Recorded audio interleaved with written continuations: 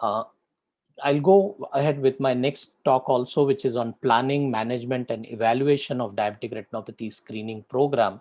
So how to go about, so this is a very recent guideline, which all the three, the All India Ophthalmological Society, the task force which we have created, and the Vitreoretinal Society of India, we came out with a consensus statement on how to do the screening for diabetic retinopathy in India.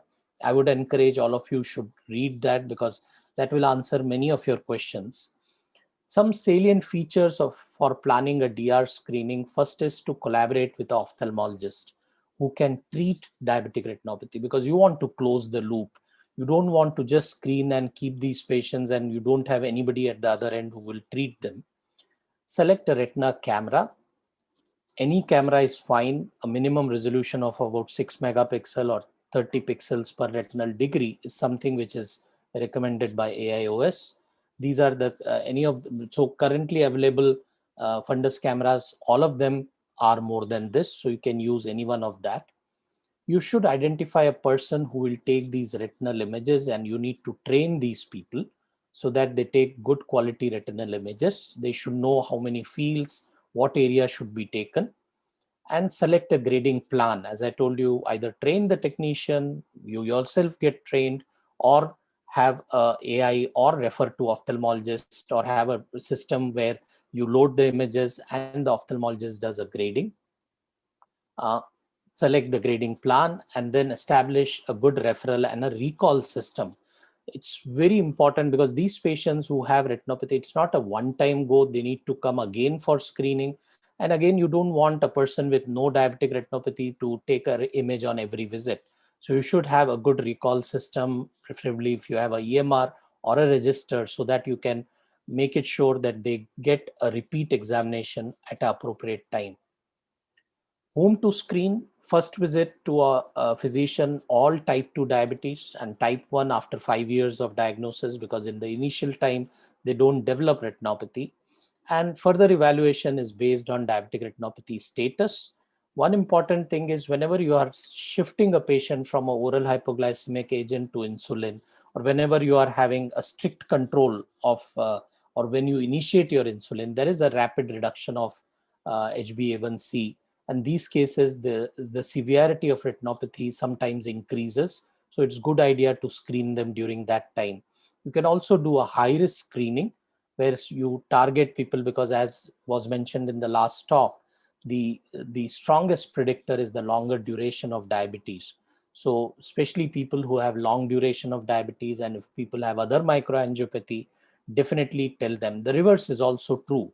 So I always tell that if you have retinopathy, there's 80% chance that you may have some form of nephropathy. So definitely visit your diabetologist or a physician.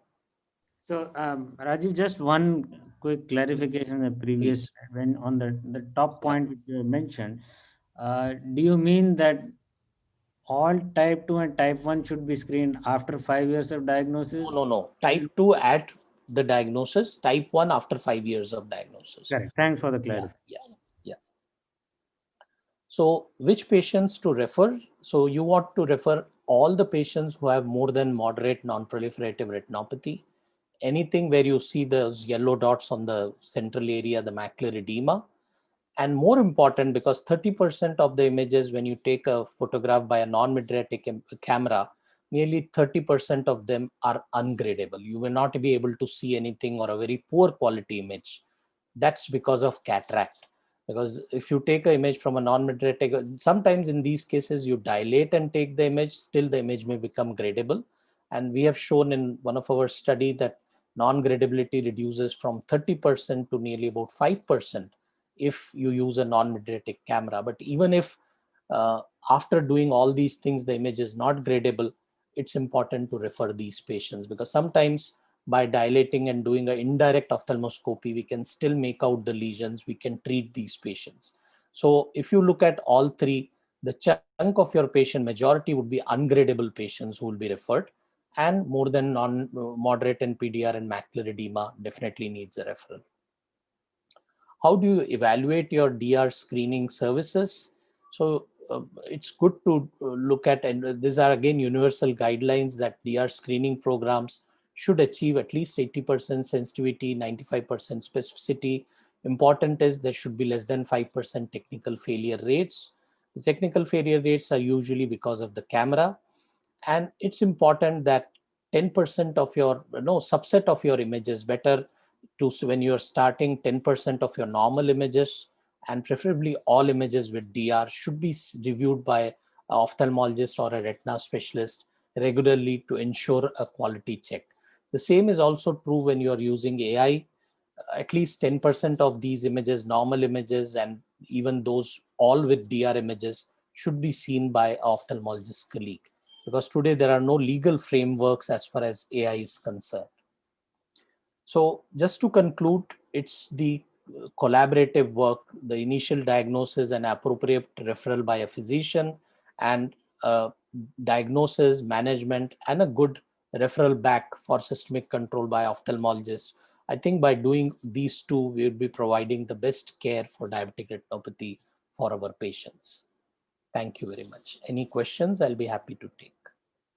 Yeah, thank you so much, Dr. Rajiv, for the excellent presentation. Again, going back to the first points which Dr. Banshi Sabu had made as to what they expect from us, uh, is very simple.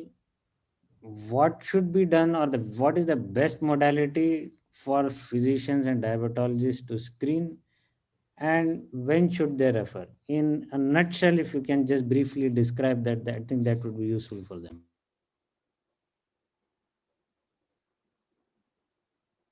Rajiv, Yeah. just briefly describe what is the one single way of, I mean, it may not be ideal or perfect, but Mhm. at this point of time, which is the best way to screen, and which is the best acceptable referral point, in the sense at what should they see and say, okay, now you have to go to the retina specialist. See, first thing is, as far as the best way of screening, I would say that now the retinal cameras have really become cheap. They are so at one time it was costly. So I would still say that though direct ophthalmoscopy is still there, but the skill, and even COVID times, you don't want to go to very near to the patient.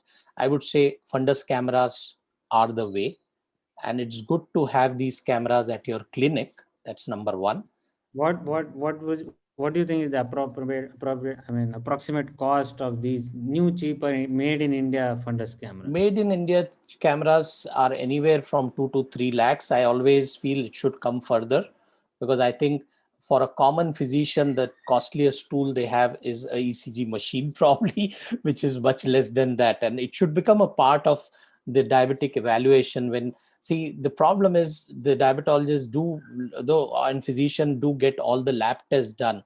They get a lipid profile and they get, so this is something one stop, but here there is extra effort which is needed. But I think that would be something which will go a long way if you keep a retina fundus camera. That's number one message.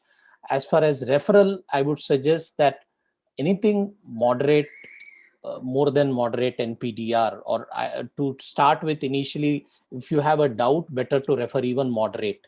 Because see, the important is, even if you can rule out no DRs, 80% of the population is gone. 20% referral still is doable. But if you can go till moderate NPDR, that's also fine. I think the grade, even if you are not very comfortable grading, but if you have a camera which you can take good images, and if image quality is bad, definitely you refer. Image quality is good. If you have lesions on the posterior pole and all those, if you can grade it very well. Otherwise, I would say you can still refer everything. That would also reduce. Whom to refer? I would say refer to an ophthalmologist. Uh, at least I would not say that send to a retina specialist everything, because diabetic retinopathy now, many of the anterior segment people also are capable. At least they have OCT machines. They have some one step beyond. And if they need specialized care, they will definitely refer, because we don't have so many retina specialists. So thank you so much. That you have made some excellent points. Some need to be more crystallized in terms of what ophthalmologists can do and what retina specialists have to do. But I think those are excellent points you have made.